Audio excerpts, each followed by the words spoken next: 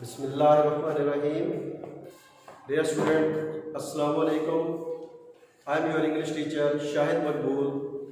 Today our lesson number is 12 and we will solve its exercise 1. But before solving this exercise, I would like to give you a brief epitome of the lesson. This lesson is about a great artist Rembrandt. یہ سبق عظیم مصور ریمبرنڈ کے بارے میں ہے. Holland کے شہر laden میں پیدا ہونے والا یہ مصور شروع سے اب تک عظیم فنکاروں میں سے ایک فنکار ہے. اس کا خاندان شہر کی دیوار پر لگی ہوئی پون چکی پر آٹا پیسا کرتا تھا. اس چکی جس جگہ یہ چکی لگی ہوئی تھی وہاں چھوٹی سی ایک کھڑکی تھی. کھڑکی کے اندر سے روشنی کی ایک دھاری سورج کی جو ایک کرن ہے وہ اس کھڑکی سے اندر داخل ہوتی تھی اور چکی پر وہ پڑتی تھی. ریمبرنڈ کو یہ نظارہ بڑا پسند تھا. اس نے اس نظارے کو اپنے خاکے کا حصہ بنایا اور وہ شروع سے ہی روشنی اور سائے کی جو مصوری ہے اس میں دلچسپی رکھتا تھا. اس نے اپنی اس دلچسپی کو تاحیات برقرار رکھا. اپنے پیشے کے ابتدائی 10 سال تو اس نے خوب شہرت حاصل کی.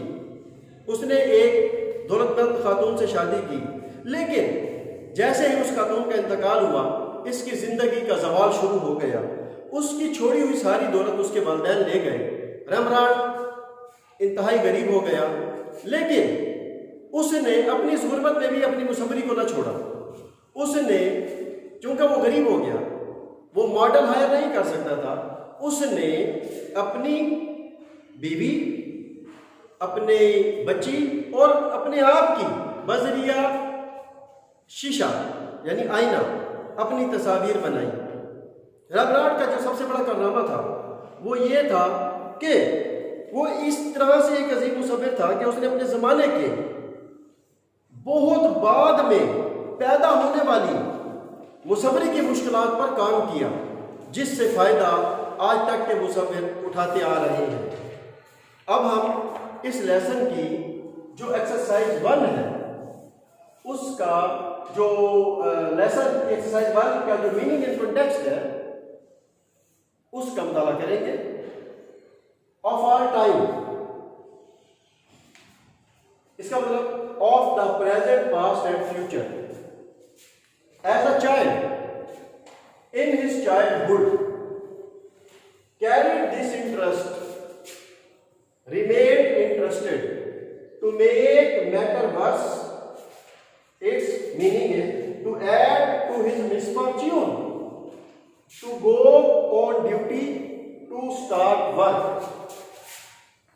Showed well, looked good, did not make up for, did not compensate in biblical costumes to the dress suggested by the holy book of Bible. Their personalities, the qualities of their character, ahead of his time, in advance of his age. ان الفاظ کے پورے lesson میں کچھ یہ الفاظ اس کی زندگی کے بارے میں ہمیں بتاتے ہیں. جیسے آف آل ٹائم، اس کا مطلب یہاں یہ دیا جاتا ہے کہ ریمبرنڈ شروع سے لے کر آخر تک عظیم فنکاروں کی صف میں سے ہے. ایز اے چائلڈ یعنی جب وہ بچہ تھا تو بطور اپنے بچپن سے ہی اس کو مصوری سے لگاؤ تھا. کیریڈ دس انٹرسٹ، اور اس کی مصوری میں جو لگاؤ تھا وہ تھا روشنی اور سائے کے موضوع پر لگاؤ تھا. لہذا اس نے اپنی یہ دلچسپی شروع سے آخر تک برقرار رکھی. ٹو میک میٹر ورس، یعنی یہاں یہ مراد ہے کہ اس کی زندگی میں جو زوال آیا اس زوال پر ایک اور جو اس کی مصوری یعنی اس کی جو تصویریں ہیں اس نے اس کی فروغ بند ہو گئی، اور بند ہونے کی بھی ایک وجہ ہے. وجہ یہ ہے کہ اس کو جو ہے 100 گارڈز نے اپنی تصاویر بنانے کا کہا. اس دور میں جو مصور تھے وہ رنگین لباسوں میں ملبوس لوگوں کی تصویریں بنایا کرتے تھے، خوبصورت لباسوں والی تصویریں بنایا کرتے تھے، لیکن ریمبرانڈ نے ان گارڈز کو روشنی اور تاریکی میں دکھایا. جو لوگ کمرے کے اندر تھے انہیں بالکل سیاہ دکھایا، اور وہ ان کی تو شکلیں تک نظر نہ آتی تھیں، اور جو لوگ کمرے سے باہر تھے انہیں روشنی میں دکھایا، وہ کافی بہتر تھی. مگر ان آرڈر دینے والوں نے ان تصاویر کو پسند نہ کیا، اور اس طرح سے اس کی تصویروں کی، یعنی جو اس کے خاکے تھے ان کی فروخت جو ہے وہ رک گئی. ٹو گو آن ڈیوٹی، مگر ریمبرانڈ نے یہ کام چھوڑا نہ، اس نے اپنا کام جاری رکھا. شوڈ ویل، اس نے ان لوگوں کو دکھایا، یعنی اپنے ریئل انداز میں، جو صرف اس نے لوگوں کی تصاویر کو ہی نہیں دکھایا، ان کی ظاہری حالت نہیں دکھایا، بلکہ ان کے کرداروں کو بھی دکھایا.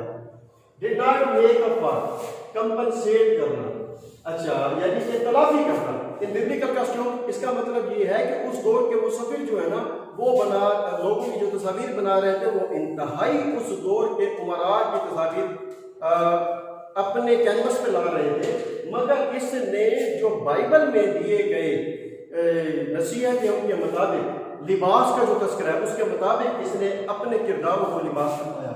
اور ہے دیئر پرسنالٹی، ہاں اس نے صرف ان کی ظاہری حالت کو ہی نہیں کھینچا اپنے کینوس پر لائے، بلکہ اس نے ان کی حقیقی شناخت، ان کی اصل چہروں کو بھی واضح کیا.